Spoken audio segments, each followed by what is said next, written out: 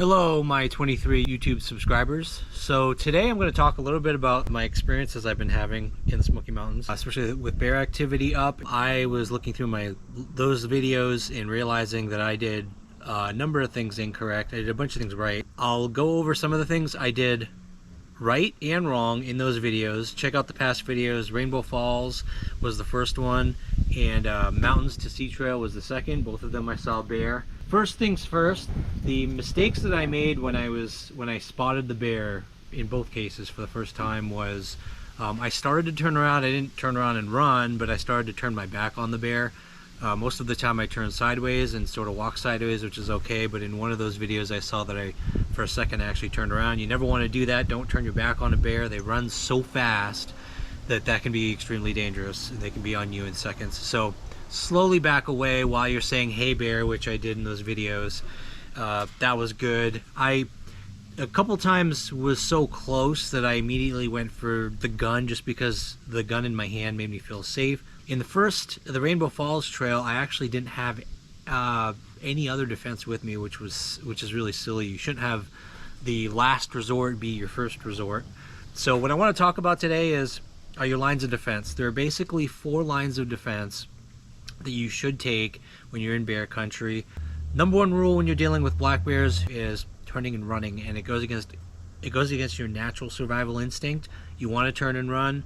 Don't turn and run, because that basically flips on a switch with a black bear that hey, this thing is prey, they're running from me, I'm going to chase it down and attack it. So 4 lines of defense. First 2 should take care of any issues. When you first see a bear on the trail, regardless of where you've seen it, whether you've startled it like I did in the second video, the Mountains to Sea Trail video, do what I did and start yelling hey bear. Raise your hands up high over your head, make yourself look larger, stand tall. Second mistake I made in one of those videos, actually both of them, is I crouched down, took off my backpack and crouched down, started searching through my backpack. Crouching down is not making yourself appear large, it's making yourself appear smaller. So you don't want to start crouching down and digging through your backpack. So the tips I'm going to give today are basically, after all the research I've done following those encounters, things that I'm going to be doing, I'll be doing consistently in my next hikes, always in bear country, are my 4 lines of defense. Line of defense number 1, your voice. Speak loudly. I would say play music, but music can be really annoying to other hikers on the trail. So if you're solo hiking, just every now and then you can yell out hey bear, yell out something, sing to yourself. The second line of defense, if your voice isn't heard because of a situation like what I experienced with the Mountains to Sea Trail, where there was a stream in a ravine, a very loud stream, a big one, that the bears couldn't hear my music even. I was playing bluegrass music and they did not hear it until I came over the rise. So the sound of the water masked anything I was doing. So if that happens, you come over the rise, you startle a bear. 99% of the time it's going to do like the bear I encountered did, and it'll run away. This one ran as fast as it could up a ravine. I've never seen a bear run that fast. It was terrified of me, which is a good thing. It means that it hasn't become accustomed to humans. It's still scared of humans. That's what you want to see. Ideally, that's the perfect situation. It was an isolated trail too, unlike the Rainbow Falls trail, where you could tell the mother bear had seen plenty of humans on Rainbow Falls trail. She wasn't afraid of me at all. She was walking away, but slowly, and didn't really care if I was talking loud, yelling, or singing. So in that case, if the bear is walking slowly away, doesn't seem to be leaving the area very quickly or not at all, and if it's actually walking toward you, your second line of defense, bear horn. And this bear horn actually is probably not as loud as some of the others I could have gotten. It's louder than a bell. Bells may or may not work. The research on bear bells is not really conclusive. Some people say it attracts bear, which I don't really believe. Fast rushing water, it's not going to matter. They're not going to hear a bear bell. So anyway, second line of defense is air horn. This one is just called Frontiersman Bear Horn, but it's loud. I mean, I'll do it in a second. This one has a safety switch, so I can keep this in my pack, and this can be pressed, and it's not going to accidentally go off and freak out people around me or things like that. But I'll show you what it's like. Safety switch. So you just turn it really quick, and then you do a quick. It's really loud. You can hear it half a mile away. And there's 60 sprays in this air horn. It works really well. It's really loud. And point it away from you like I just did. It doesn't hurt your ears. It's made in this bell shape so that the sound is kind of blasted out in front of you. Don't do it like this. You will hurt your ears. Always keep the safety back on the side so it doesn't get depressed accidentally. I'll talk about carrying all this stuff in a minute. That doesn't work, and the bear keeps coming at you, and it's coming within, let's say, 50 feet. Once it gets within range where you're getting really nervous about it not turning around, it's not scared of you, you're yelling, you're hitting your walking sticks or your pans, making a lot of noise, throwing rocks, it's not going. But if a bear isn't scared of you, thinks you have food on you or smells food on you, for whatever reason it's not turning around and it keeps on approaching you. Maybe it does, they call them false charges, where they will, the most common type of attack isn't really an attack. It's a bear just charging you to scare you away. It'll charge within 10 to even closer, 5 feet, and it'll stop. It might even swipe its claw just to kind of it'll pound the ground. It'll make clicking noises with its jaw, with its mouth. You'll hear it clicking. It's just warning you you're too close. Get out of its area, which you should keep. Just back away. Keep on saying, "Hey bear," loudly. I'm here, I'm human, I'm big, I'm not afraid of you, I'm not running, but you're gonna slowly back away, give him or her its space, and it should stop approaching. If it doesn't, if it gets so close that you are afraid that it might attack you, you won't have time to defend yourself, or you're feeling really threatened, get a bear canister like this, bear spray. I always use Counter Assault's my favorite brand for these. I carried this when I lived in Maine. Basically, it's quick release. You just take the strap off. There's a safety on the top. You can just yank it out quickly, pull the safety off like this. And once the safety's off, I keep it attached to this string so you don't lose the safety. It's ready to go. It's armed and ready to go. You put it in put your finger in the ring and you press down. This one sprays 40 feet. So you can be at a pretty safe distance. Always keep the safety on it when you're traveling with it. So you can be at a really pretty safe distance. 40 feet is quite a bit. I would probably wait. I say this, but I don't know if I would. I'd like to wait within 30 so you have a good chance of really hitting it in the face. You should hit it in the face because that's the most sensitive part of the bear's body. Anything else is just fur and thick skin. You're not going to do anything to it. Straight in the face. Any video I have seen out there where a bear gets sprayed with bear spray, that bear turns and runs. I don't care if it was charging the person. I don't care if it was acting aggressive.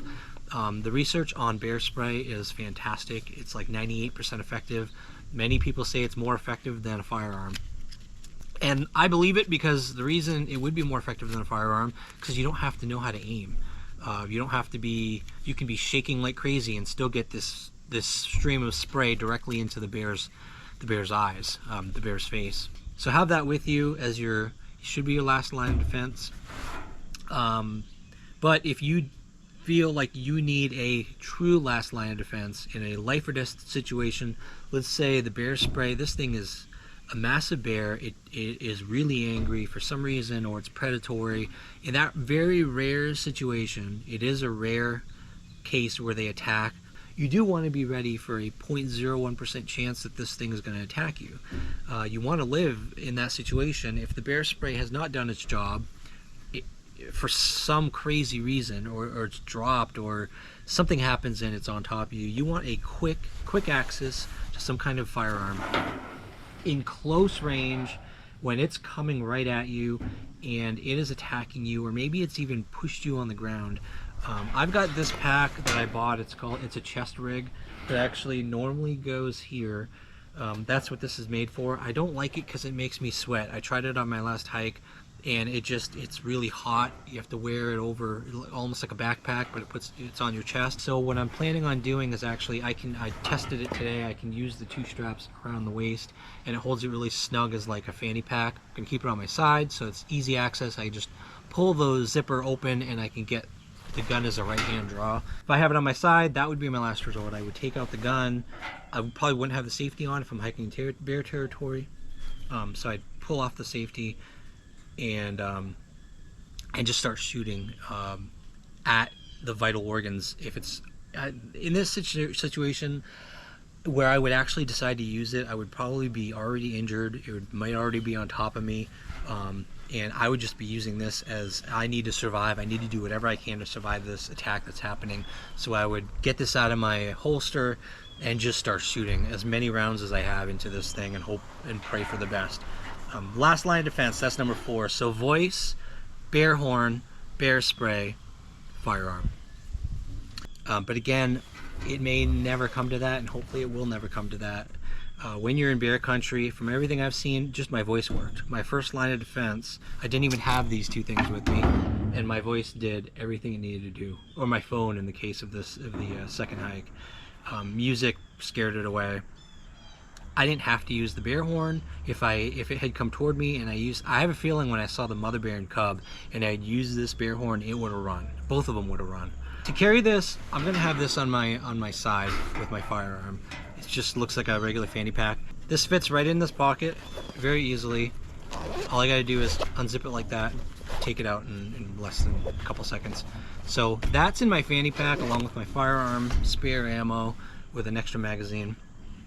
The bear spray, I have struggled to get this in a comfortable position on me. A lot of people will keep this in their backpack, which is not a good idea because you can't easily access it without taking it off your backpack and digging down into it, just crouching down, making yourself look small. So what I'm doing with this one is I have a strap on my backpack that clips and holds everything in. So what I'm going to do is it's going to be in this position right over my shoulder. So I'll be able to pull this Velcro from behind here, grab the ring and just pull it out when I need it. So that's the holsters come with this loop, and you can kind of configure it however on you that is most convenient. Some people keep it like this if they want to. I just don't want too much in front of me because it's kind of annoying. But the most important thing is black bears are beautiful creatures. They're not aggressive normally. I have yet to witness one that scared me or made me think that it wanted to attack or felt like it had to attack. Then again, I don't do like a lot of people do in a lot of videos, like in Cades Cove. I've seen videos from Cades Cove of tourists approaching either mother bears with their cubs and just getting in the bear's space, and it's just ridiculous and it's irresponsible. If I see a bear when I'm hiking, like I did on the Mountains to Sea trail, I was far away. I was maybe 300 feet from the things, and it took off. I knew there was another bear in there. Yes, I could have tried to scare them away so I could continue my hike, but I didn't. I wanted to give them their space. And the important thing to remember when you're in the Great Smoky Mountains is that that's the bear's home. It's not our home. It's where they live. It's their space. If they're somewhere that you want to be, cancel your hike. Even cancel your camping trip if you have to. If there's a bear that keeps on coming to your campground because it either smells food or thinks food is there, it means it's been habituated to people being at that campsite, leaving food, not taking care of their food waste properly, and it's going to keep coming back because it thinks that you will have food for it. Unfortunately, that's what is happening with some people that are inexperienced with being in the wilderness, with being around bears. They're just making things worse for everyone else. It may sound too aggressive to be yelling, to be using an air horn, to be spraying it with bear spray, but to be honest with you, we want bears to have negative human experiences, not lethal human experiences, but we don't want them to think that approaching a human is going to end up in a pleasurable experience for them. It's going to result in food or something like that. You want to be loud. Hey, for lack of a better word, you want to be obnoxious to bears, so that they think, hey, that human is not something I want to be near. If it comes too close, use the air horn. Super loud noise. But, if you're in a dangerous situation, you need to get the bear to turn around and get away from you. An air horn's fine. This will never be a pleasurable experience for a bear. It will not like being sprayed in the face, and that will be a good thing. That will tell the bear that if it gets too close to a human, this is going to happen. And that's what we want. We want bears to run away and not die. I would never want to use my gun on a bear. I would feel horrible about it. I would feel like I've destroyed one of God's creatures, and it would be a really sad day if it ever had to happen. But I would do it to save my own life in the rare case that a predatory bear or something attacked me. So, 4 lines of defense: voice, bear horn, bear spray, firearm. If you have all of those on you within easy reach, you can go out anywhere in the Smoky Mountains and feel perfectly safe in that area without any problems. Bears will avoid you, you'll be safe, and even if they come toward you, you have the right things in your arsenal to make sure that they stay away from you, and you can continue on your hike and enjoy the day. So I hope that you enjoyed all my videos. Please take the time to subscribe. It is really hard on YouTube when you don't have many subscribers already to get subscribers, because people think you're too new, you're too amateur. I put a lot of work into these videos. I put a lot of editing into them. I don't think I'm amateur, but I would appreciate your support with just a subscribe to the channel. I'll do my best to provide you with the highest quality, the best videos on hiking tips, and of course the beautiful hikes that are all throughout the Smoky Mountains and the South. Subscribe, follow along, let's go on adventures together, and I'll see you next time.